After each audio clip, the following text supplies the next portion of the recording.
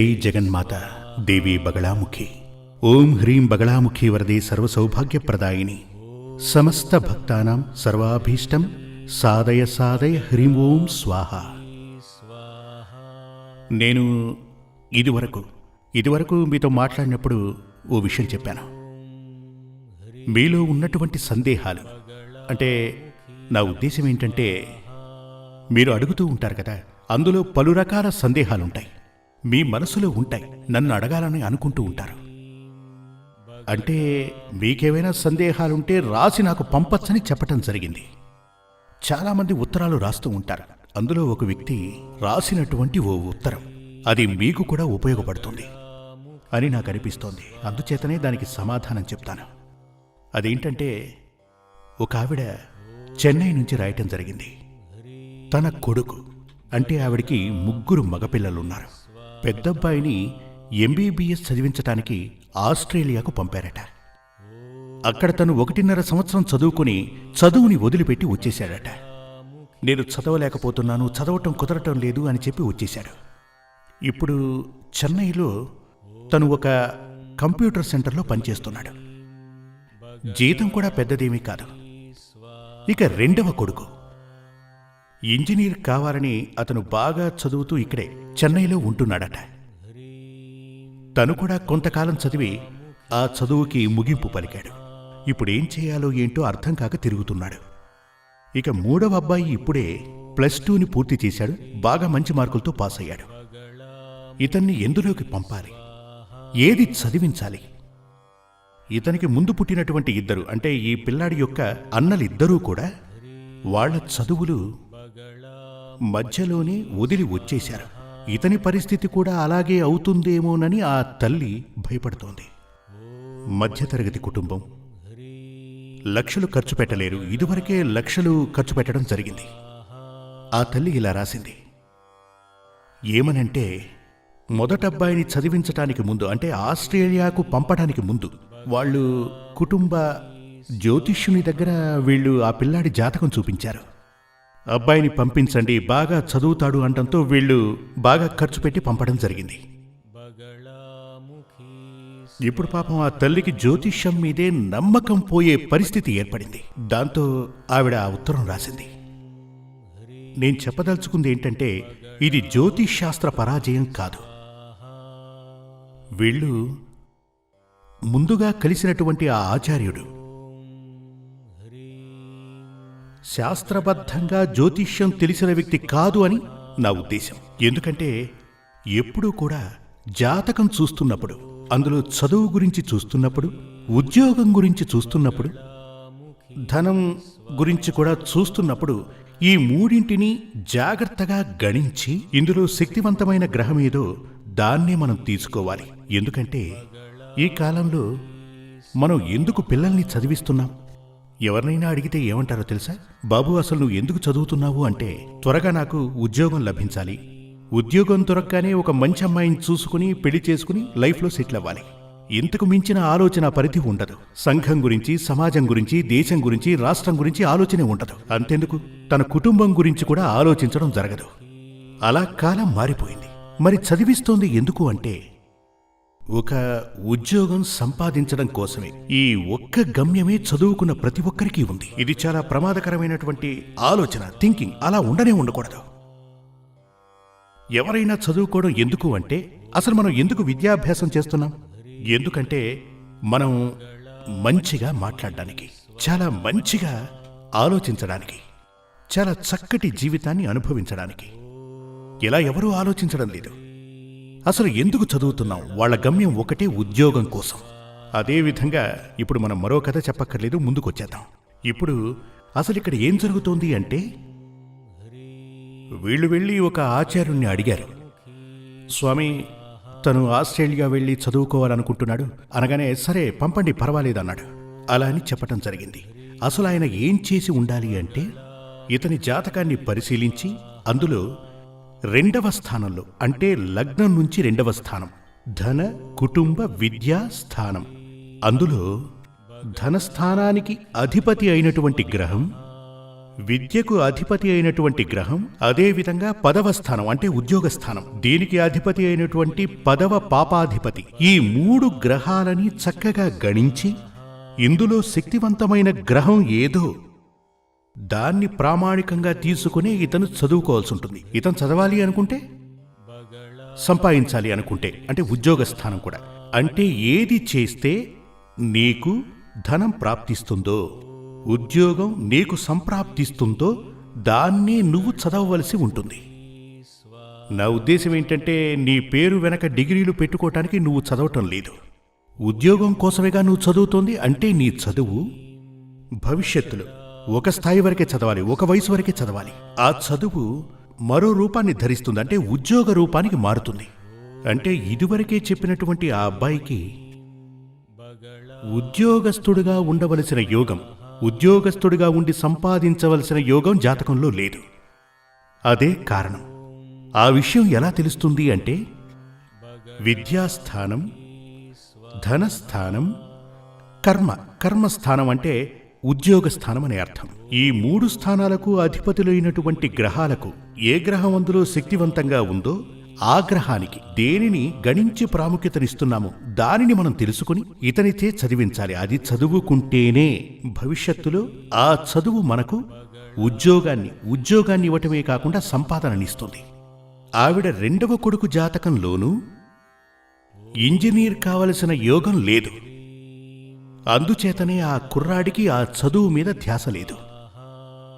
చాలామంది చెప్తుంటారు, మా పిల్లలు ఏంటంటే చదువు అయిపోతే +2 అయిపోతే గనక అందరూ పిల్లలు చెప్తుంటారు, నేను ఇంజనీర్ని కావాలి, డాక్టర్ని కావాలని అందరూ పిల్లలు చెప్తుంటారుగా.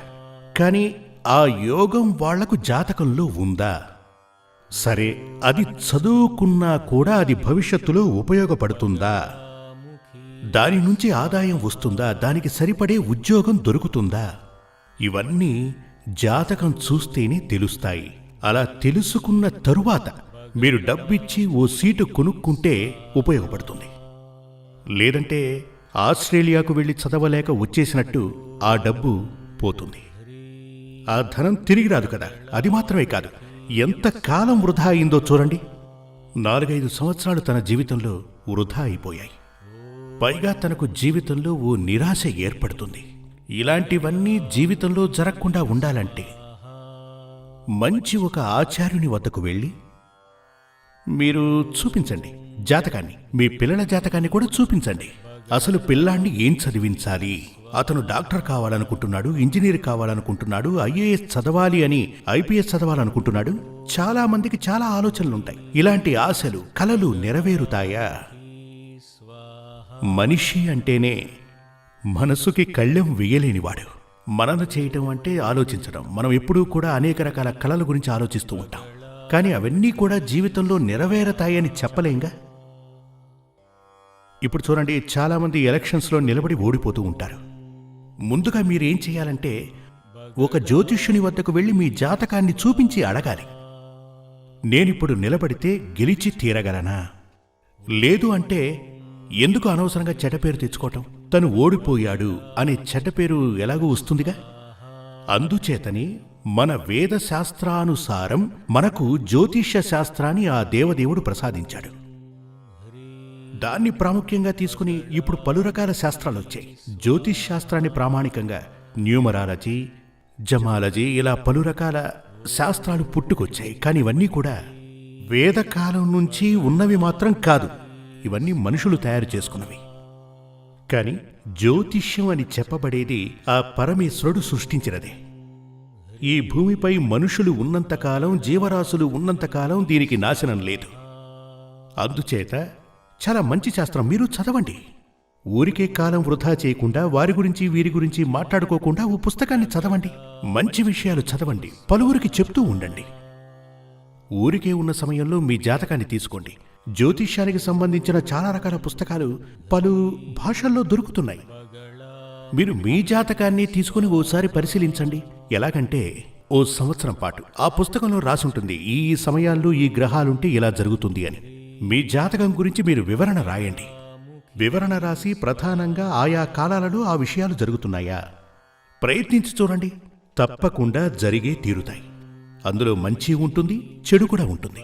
అందులో గనక చెడు వచ్చిందంటే చెడు జరగకుండా ఆపడానికి గాను సపోజ్ అది వచ్చేసిందనుకోండి, అందులోంచి మనం విముక్తిని పొందడానికి దారులు, దానినే తాంత్రికమని పిలుస్తుంటారు. అంటే ఏంటంటే వ్యాధి ఏంటో మనకు అర్థమైంది, ఆ వ్యాధి రాకుండా నివారించవచ్చు, వచ్చాక చికిత్స చేయించుకొని మాన్పించవచ్చు. దానికి అవసరమైన మందు, అవసరమైన ఔషధమని అర్థం. అవే ఈ తాంత్రిక పూజ. మనకిదంతా కూడా ఆ ఈశ్వరుడే ప్రసాదించాడు. మనకు అసలు రేపేం జరగబోతోంది? ఇప్పుడు ఇలా చూడండి, నేను మీ అందరితో మాట్లాడుతున్నా. ఇవాళ ఆదివారం కదా, నేను మీతో మాట్లాడుతున్నాను, మీరు వింటున్నారు. రేపెప్పుడైనా వచ్చే ఆదివారం నేను ప్రవచనం చెప్తున్నప్పుడు మీరు వినగలరు అని చెప్పగలమా? చెప్పచ్చు, ఒకే ఒక శాస్త్రాన్ని అనుసరించి. అదే జ్యోతిష్యం. వేరే ఏ శాస్త్రం ఇలా చెప్పలేదు. ఇప్పుడు చూడండి, విజ్ఞానం ఈ మధ్య బాగా భాసిల్లుతోంది, బాగా వృద్ధి చెందింది. కానీ ఒక వ్యక్తి యొక్క జాతకాన్ని చూసి, ఒక వ్యక్తిని పరిశీలించి, నువ్వు ఇంతకాలం వరకు బ్రతకగలవు, ఇన్నేళ్లు గడిచిన తర్వాత నీకో వ్యాధొస్తుంది, ఇన్నేళ్లు గడిచాక నీ భవిష్యత్తు ఎలా ఉంటుంది, ఇలాంటివన్నీ చెప్పాలి అంటే జ్యోతిష్యం తప్ప మరో శాస్త్రం చెప్పలేదు. కానీ దురదృష్టవశాత్తు ఈ జ్యోతిష్యాన్ని ఒక 60% మంది దుర్వినియోగం చేస్తున్నారు. శాస్త్రబద్ధంగా దాన్ని చదవక జాతకాలు మాత్రమే కాదు, ఈ పూజలు, ఈ పరిహారాలు, పరిహార పూజలు ఇవన్నీ అంతే. ఓ 75% అందరినీ మోసం చేస్తారు.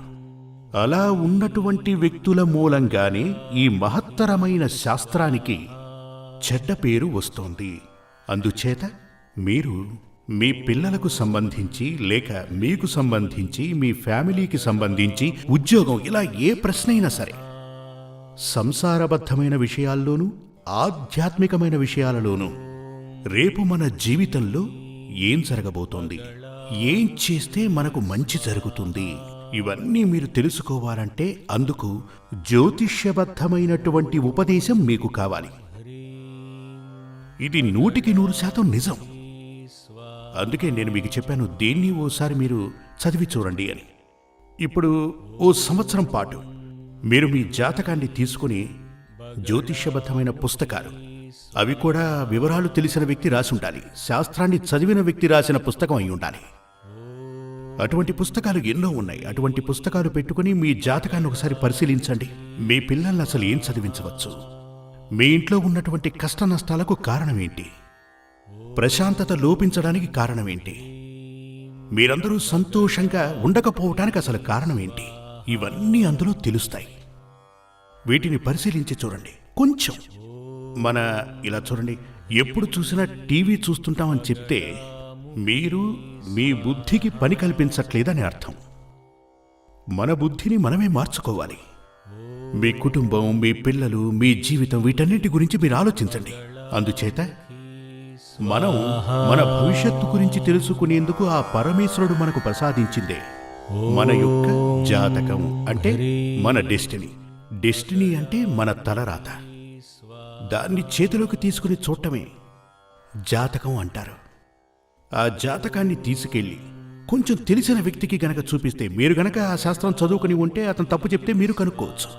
కొందరు వచ్చి చెప్తూ ఉంటారు, స్వామి నాది అశ్విని నక్షత్రం, కన్యారాశి అంటారు. అశ్విని నక్షత్రానికి కన్యారాశికి అసలు సంబంధమే లేదు. భరణి నక్షత్రం తులారాశి అని చెప్తూ ఉంటారు. అశ్విని నక్షత్రం అంటే మీనరాశికి చెందింది, వేరే రాశికి చెందదు. ఇలాంటివి కూడా తెలియని వ్యక్తులు వాళ్ళు చెప్తూ ఉంటారు, చాలా కాలంగా మేము జాతకం చూస్తున్నామని. ఇప్పుడు ఒక వ్యక్తి ఉదాహరణకు 3, 4 కలిపితే 7 మీకు తెలిసి ఉంటే గనక ఒక వ్యక్తి ఎవరైనా తప్పు చెప్తే, అది అలా కాదు ఇలా అని మీరు చెప్తారు కదా. అందుచేత మీరు సంవత్సరంలో ఒక్కసారైనా మీ జాతకాన్ని తీసుకుని ఒక మంచి ఆచార్యునికి చూపించండి, లేదా ఆయన్నే ఇంటికి పిలిపించి చూపించండి. మీ ఇంట్లో అందరి జాతకాలు చూడండి. అప్పుడు రేపసలు ఏం జరగబోతోంది, దోషం ఉంటే గనక ఆ దోషం మనకు సోకకపోవటానికి ఏం చెయ్యాలో ఇవన్నీ చూస్తే తెలుస్తుంది. ఇదివరకే నేను మీకు చెప్పినటువంటి ఆ తల్లి యొక్క బిడ్డల తన కుటుంబంలో ఉన్నటువంటి ధనాన్ని అనవసరంగా ఖర్చు చేయటం వల్ల అతనికి ఉపయోగం లేదు, కుటుంబానికి ఉపయోగం లేదు. అలా జరగకుండా అటువంటి దోషాలు మీకు రాకుండానూ చూసుకోవచ్చు. జై జగన్మాత దేవి బగళాముఖి. నేను చెప్తున్నది మీ అందరికీ అర్థమైందని అనుకుంటున్నాను. ఆ తల్లి అనుగ్రహించి ఇప్పుడు నేను మాట్లాడుతున్నది మీరు వింటున్నది కూడా ఆ మహాదేవి కరుణ వలనే ఆవిడ నాలో కొలువు తీరి పలికిస్తున్నది. మీలో కొలువు తీరి వినేలా చేసింది ఆ మహాదేవే. నాలోని భావన మీకు సక్రమంగా అర్థం కావాలని ఆ తల్లిని వేడుకుంటున్నాను. జై జగన్మాత దేవి.